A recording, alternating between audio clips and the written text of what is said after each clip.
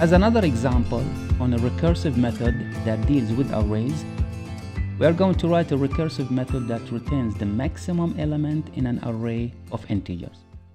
The approach that we are going to follow for our design is the same approach that we have followed in the previous example when finding the sum of the elements of the array.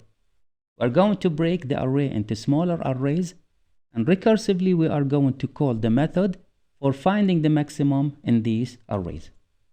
But before we do that, we need to define the method and its input parameters.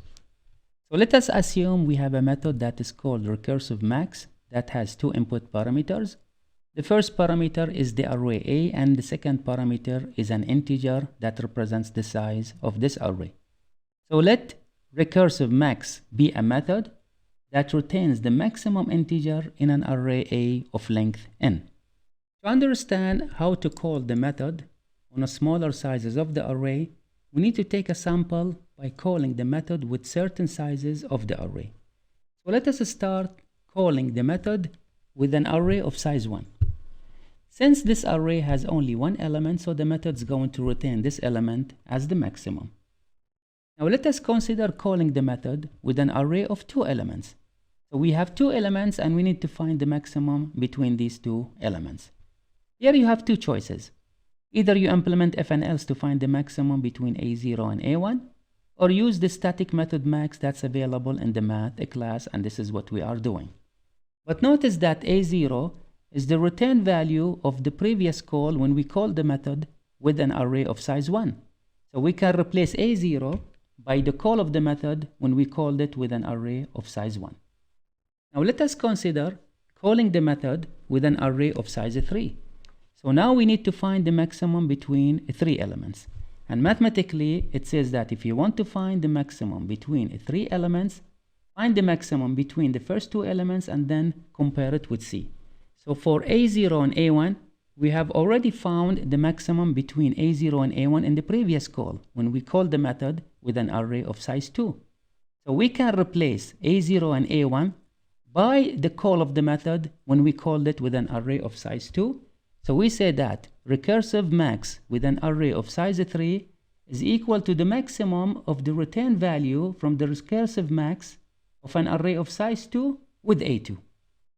Now let's consider one more example to get an idea on how the method can call itself. When we call the method with an array of size 4, then we need to find the maximum between 4 elements. And again, since we found the maximum between A0, A1, and A2 in the previous call, then we can replace A0, A1, A2 by the call of the method when we called it with an array of size 3. So we say that recursive max of an array of size 4 is the maximum between the return value when we call the method with an array of size 3 with A3. Now we've got an idea on how each method is progressing when we call it with different size of the array. So notice that for an array of size 1, we are not calling the method recursively. But when we call the method with an array of size 2, we are calling the method with an array of size 1. So we can consider that when the size of the array is become 1, so this will be the stopping condition and it will be the base case. So in general, if we call this method with an array of size n, so let us assume we replace 4 by n.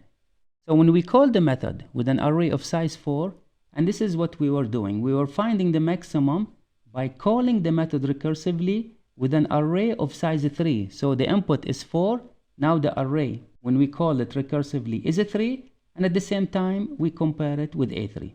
So if the input is n, so this is what we have. It's going to be equal to the maximum of the return value when we call the method with an array of size n-1 with an minus 1. And this completes the analysis or the design of the recursive method if we want to find the maximum element of the array. So let us test the recursive method that finds the maximum element of an array. First, we need to define the method. So it's going to be private static, and it's going to return an integer as the maximum. And the name is recursive max, and the input parameter will be an array of integer. We are going to call it A, as well as the size of the array, and we are going to call it n. First, we need to check for the base case, and we say that if the size of the array is equal to 1, then it's going to return the only element in the array, which is a 0. Otherwise, we are going to return the maximum when we call the method recursively, recursive max, and we supply a as an input parameter for the array, but the size will be n minus 1, and we are going to compare it with a n minus 1. And by this, it completes the implementation of the method. Now to test it, we are going to call it in the main program using the same sample of the array that we have used in the previous example. And I'm going to copy this line,